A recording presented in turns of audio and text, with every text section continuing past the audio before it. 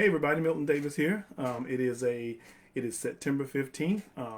It's a little after 8 o'clock, and I decided I'm here tonight to talk to you guys about steampunk. Specifically, our topic tonight is what the funk is steampunk. Steampunk is how we describe it is the genre of steampunk, explained or displayed from an Afrocentric perspective.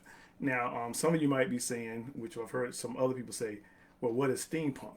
Well, steampunk is I say, a subgenre of which is based on 19th century aesthetics. And when you're looking at using it, it is dealing with using the power of steam as your main propulsion and stuff like that. Hey, Elgon, what you doing? And so that's basically what steampunk is. Steampunk was more a visual aesthetic initially, mainly displayed by cosplayers and different things like that. It's actually picked up in it's appeared in fiction in different aspects. There have been steampunk horror stories, there have been steampunk action stories, and different things like that. But steampunk is what we're here to talk about tonight. And I guess the question would be initially, why steampunk? Why steampunk? Well, the concept of steampunk came from a discussion between myself, Balogun Ojitade, and a number of other authors many years ago on the Black Science Fiction Society. We got into this discussion because somebody brought the topic like we normally did, and we talked about how a lot of people enjoyed steampunk. However, that steampunk was very Eurocentric, and it did not really include anything from any type of not even from an African diaspora or African-based culture, but any other cultures. And so the discussion went on for a long time, and then finally, we said, well, hey, instead of us talking about it, let's do something about it. Let's do an anthology. And all you guys are authors, so let's get together. Let's write some stories about that are like African-based steampunk, African diaspora-based steampunk. And everybody's like, cool, great idea. So the question came up then, well, what are we going to call this anthology? And one of the people that was in that discussion during the time was Maurice Broadus. And Maurice Broadus had actually released a story earlier called Pimp My Airship, which actually now is a novel that's available. And he said, well, I call it steampunk. And we were like, cool, steampunk. So everybody liked the idea. So that's how the anthology got its name and came to be. Now, when the anthology was finally released, Balagoon and I were really impressed by the stories that we got. We knew that by the name of it, people were going to probably say steam, funk, and they were going to think about this black exploitation type stuff, people riding around with steam cars and all that kind of stuff like that. But we were thinking much deeper than that. And so were our authors. So we got some great stories. We got stories where that kind of stuck to the traditional steampunk type storytelling. However, having black main characters, we had stories that basically used the technology of steampunk and put it into different scenarios. Some of them off-world scenarios, some of them future scenarios, but basically any type of aspect that you can imagine about steampunk was actually done in this book.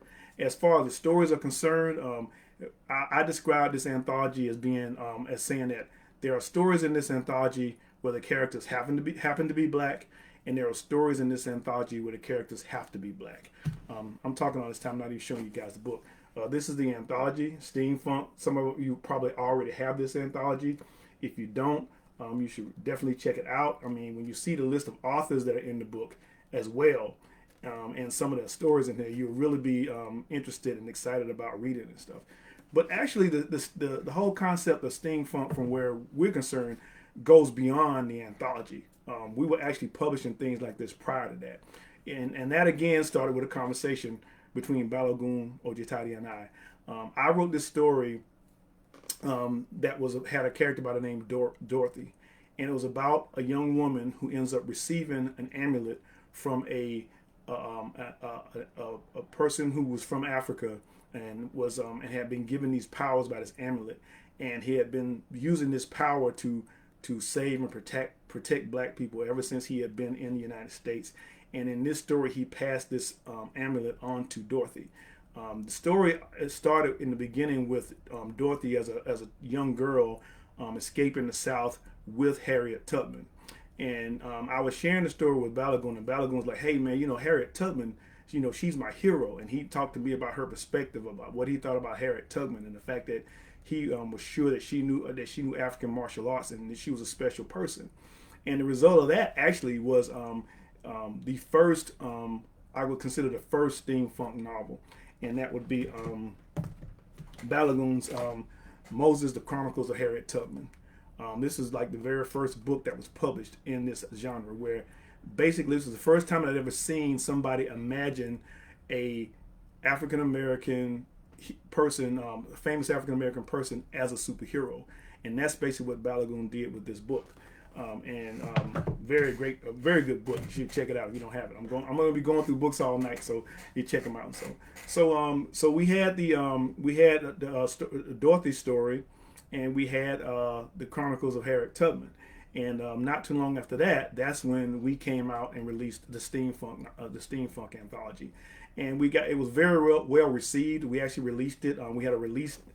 I don't want to call it a release party, but we had a release debut at a steampunk themed convention that used to be in Atlanta called Anacrocon. And we actually set up, had the book out, and people were looking at it. They were kind of curious. And then later on that day, Balagoon did a presentation where he talked about steampunk. And after that presentation, people flooded out of there saying, "Hey, give me some of that funk."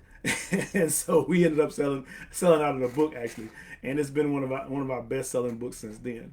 The next book I want to talk to you guys about is actually a storyline that I consider to be alternate history. And one thing you'll find out about in steampunk stories is that you'll see there's a lot of alternate history that goes on as well. And I had always been interested in alternate history, but I was always, saddened by the fact that when you look at alternate history, there was two main themes that were going on. Either, the Nazis won World War II and stuff like that, or the Civil War never ended, or the South won the Civil War. Those seem to be the basic stories you always saw about, alternate history. And I was thinking about it, I said, I want to do something different. And that's when I came up with the idea of Fredonia. And in this story, I wanted to look at another what-if scenario. And that what-if scenario was, what if the Haitian Revolution had spread to the American South and had been successful? What would have been the result of that? And in my mind, the result of what would have been this country called Fredonia. And I developed an entire history behind this whole thing. And when I was explaining it to Balagoon, he said, that's steampunk, right? And I'm like, no, it's alternate history. He said, well, no, it's steampunk. And I said, no, it's alternate history. And so that's when I guess all this conversation took place even before we had done steampunk and that kind of thing. So I looked into it and I said, well, I really want this story to be alternate history, but adding that steampunk element to it would be kind of cool too. And so that's what I ended up doing. And so the result of that was my first steampunk novel, which is From Here to Timbuktu. And I wrote this as an action adventure story, and it basically involves a bounty hunter named Zeke Culpepper who lives in Fredonia, and a Malian warrior named Farmer Aketa. And they both find themselves going after this sacred book, and it's a book that has that is part of the knowledge that has been hidden in Africa, in the Sahel region. And Farmer Aketa is one of the people who has been trained to protect this knowledge and to retrieve it whenever it's lost and that type of thing. And in this book, the two join forces to find this one book that has actually been stolen by the Prussians, who have learned about the power of these books and decide to use it to make Prussia the most powerful country in Europe. And that's what the whole thing is about. It's written as an action adventure, a real fast-paced type of book and things like that. The fun thing about it is that not too long after I let out, From Here to Timbuktu, Balagoon decided to return to the Chronicles of Harriet Tubman, and he came out with Chronicles of Harriet Tubman Fredonia, which he actually has a part of the book actually takes place in Fredonia, which is really cool. That's one of the great things about working with authors. You can work together and collaborate on stuff like that. So it was a really cool idea. So once we can let out the Steamfunk Anthology, one thing that the Steamfunk Anthology did was it kind of sparked a I don't want to say a revolution or a response, because people talk about what they want and they talk about it all the time. And this is a discussion that had been going on among steampunk people for a long time. But when the steampunk was released, it was like, look, here's a situation where people looked at something that wasn't available and actually created it and put it out there. And there were a number of different anthologies that came out after that. Some of them dealing with Southeast Asian culture and different cultures, basically looking at that same genre and using stories from people from those cultures to express steampunk in their own vision. And it opened up the possibilities, and a lot of different things happening and stuff. And there were other authors who wrote. Some of the authors that submitted stories to our anthology went on to write separate books that were steampunk books. One of them is an example from Valjean Jeffers, is The Switch.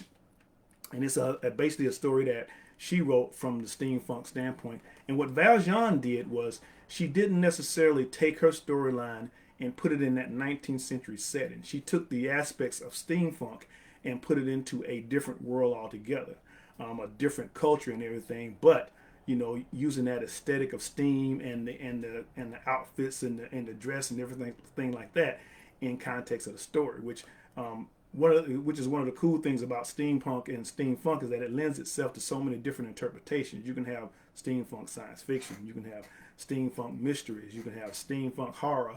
It's such a broad scope that it's hard for people to kind of like grasp the what steampunk is and steampunk.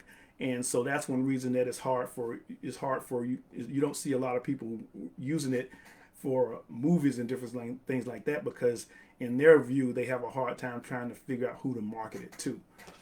So since we're talking about steampunk, it's something that always comes up when we talk about steampunk, and that is dieselfunk. And a lot of people get them mixed up, and it's really a time thing. We'll start with the origin genres. Steampunk basically deals with the 19th century, with steam as being the main technology for energy and different things like that. Dieselfunk is basically dealing with late 19th century, early 20th century, where your main mode of energy is diesel or gasoline and different things like that. And those stories are usually concentrated in the 20s, sometimes in the 30s. When you look at a lot of dieselfunk stuff, it involves World War II, fighting fascism, different things like that. The precise definition takes you all the way up to probably the early 60s.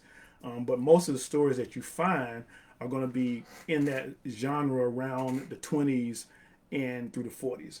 And of course, Balagoon and I, being as we are, when we looked at the genre, we said, well, hey, let's add a little melanin to that. And that's when we came up with the idea and the concept of dieselfunk. And again, these are stories that are created by people of African descent who are writing stories from their perspective. A lot of the stories in this book actually take place in like the 1940s. There are some of them that are taking place in the 1920s area. My story down south actually takes place in like 1919, not too long after the World War One. And there are stories in this book that take the whole diesel funk perspective and put it in other environments and other worlds. So again, giving you that story and that flavor, coming from an African diaspora perspective. Another example of a book that would be considered diesel funk would be one of our most recent releases. Well, let me find it here. Here it is. Dr. Marvelous Jen's Art Scholars by B. Sharice Moore. In this particular book, Sharice basically puts her story in the 1920s. And it's about a group of young kids who are going through a contest to be able to participate in evaluating Dr. Jen's amusement park that she's opening up for black people. And I learned so much from this book. Like a lot of the stuff that we write, we try to incorporate a lot of history into the book. And basically, Sharice opened my eyes up to a lot of the history back then. I did not know that during the 20s that there were actually black amusement parks. And she actually used this, and she actually used some of the knowledge about black magicians and incorporated it into the book. One of the things I really like about the book is that she spends a lot of time talking about Marcus Garvey, which is a historical black figure that I don't think we spend enough time talking about. And a lot of that has to do with the circumstances of what he went through, not only having issues with white people in the United States, but having issues with other black scholars in the United States because of his methods and how he was doing things. But he's a man that you really should learn a lot about when you're studying American history during the 1920s. Another book that a Dieselfunk book that I like to talk about that I don't have here is Balogun Ojitade's book, The Scythe. The Scythe is Balogun doing what he does best, a mixture of horror and history and different things like that. But the thing that makes, to me, that makes The Scythe significant is where the story initiates. These days, because of Lovecraft Country and different things like that, we've heard a lot about Black Wall Street and the incidents that happened in Tulsa and the incidents that happened around the entire country of the United States during Red Summer. Balogun's story, The Scythe, originates in Tulsa, Oklahoma. His main character was actually a successful doctor in the city, and because of what happened during that time period is a situation that actually makes him become who he is. I'm not going to give you all the details about it because I'd like you to go and pick the book up. It's available on Amazon. So that's kind of my brief take on steampunk and what it is. One more book I like to bring up because I'm all over the place. That's how I do it. Is the sequel to From Here to Timbuktu. It's another situation of how doing research for these books ends up opening your eyes up to the history that's out there. This book is called La Rosa de Matanzas. It means the Rose of Matanzas. And this story is about Zeke's significant other, Pauline Rose. And he discovers that Pauline is really known as Paulina de Rosa. She's originally from Cuba, and that she was actually a part of a revolution in Cuba during that time and had to flee Cuba because the revolution was unsuccessful. Now, when I came up with the idea of the story, I was imagining a revolution in Cuba during the late 1800s. But then when I did the research, I discovered that there actually was a revolution going on in Cuba during that time, and that one of the main generals on the revolutionary side was a man by the name of Antonio Maceo. Antonio Maceo was considered like an amazing general. Some people consider some of the tactics he used fighting the Spanish in Cuba. They compare him to some of the tactics that Napoleon used on the level of Napoleon. And I knew nothing about this man until I started doing this research, and nothing about this revolution. Actually, the revolution that was going on in Cuba eventually led up to America intervening, and that's where, and kind of like where the Spanish-American War came from. So this is stuff that was going on in Cuba before the U.S. got involved in the country itself. And I had to go back. I mean, I was almost halfway through the book writing the story, and I learned about Antonio Maceo, and I had to go back and incorporate him into the story, just to bring some attention and some recognition to this real life historical character. And that's some of the things that we do. Another interesting thing about La Rosa de Matanzas is that it opened up the demand for these type of books, not only in the United States, but around the world. I deliberately used a Spanish title to the book because it basically is about Paulina, and I wanted to talk about her heritage. But not too long after I released the book, I had a podcast, a blogger from Mexico get in contact with me, and I did an interview with him because he was interested in the fact that I wrote this book and it had a Spanish title, and it took place in Cuba, and I used a lot of Spanish in the book because I was trying to be authentic to the culture. And he asked me, did I have any intentions to write anything that took place in Mexico? And I told him, I mean, it's all open to me. Whatever there was African diaspora cultures, it's always something that's under my radar. And so that's basically briefly talking about what steampunk and dieselfunk is, the origins of it, and what it's all about. What I'm hoping to see, I mean, what I'm seeing now is there are a lot of other people who are looking at this. I mean, there are people, and they're calling it different things. I've seen some people call it, Afro steampunk. I've seen some people call it Afro funk. But it all basically is the same thing. It's basically taking a look at this particular genre and applying, using the aesthetics of it, but then immersing it in Afrocentric cultures and adding that to the storytelling. When we look at what we're seeing in the present, again, that's what I just talked about. But to me, I would say when you're looking at cinematic, of course, a lot of times when people ask us about steampunk, we'll make reference to Will Smith's The Wild Wild West, because that would be a example of American-based steampunk. But I think the one movie that really epitomized to me what steampunk is would be the movie Jingle Jangle. When I saw the trailer to the movie, I was like, okay, this is it. I gotta see this movie. This is straight up steampunk right there. And when the movie came out, it was confirmed about, because what they did in the movie was that they looked at it the way that I feel like it should be done. Not only did they create this whole world that was in this late 19th century steam type thing, they also incorporated, a lot of Afrocentric touches and flavors in there. When you looked at the people's hair, the black people's hairdos, it was something that was very Afrocentric. When you look at their clothing, I mean, this was traditional 19th century clothing, but incorporating African fabrics and patterns and different things like that. And if there was ever a movie that I would recommend, if anybody said what is steampunk, I would say watch Jingle Jangle. That is steampunk. And the funny thing about it is that a lot of my friends agreed, because when the movie came out, they were calling me and saying, "Milt, have you seen Jingle Jangle yet?" And I was like, "Yeah, I did see it. I saw it the day it came out, because I saw the trailers and I saw what it was presenting." So what do I see about steampunk in the future? Of course, we will continue to write and publish steampunk books. I have a couple of them that will be coming out next year. We're looking at doing a Steamfunk 2 anthology. I hope to work with other authors who are looking to write stories from that perspective. And also, what I would really like to see is I would like to see more stories coming from other parts of the African diaspora and from the African continent. I would love to see steampunk stories coming from Brazil, coming from Cuba, coming from Jamaica, coming from Guyana. I would love to see steampunk stories coming from South Africa, from Nigeria, from Ghana, from Kenya.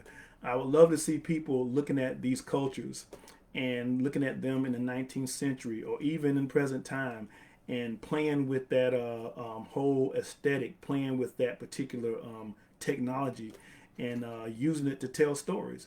And of course, MV Media will always be encouraging that. So that's my rambling about Steamfunk and Dieselfunk. As I told everybody earlier, we're having our virtual vendors table month. So all the books that I showed you that are published by MV Media are available from our website. They're on sale at a significant discount, about 40% off. Not only are they available in paperback, they're also available in ebooks, and the ebooks are for sale as well.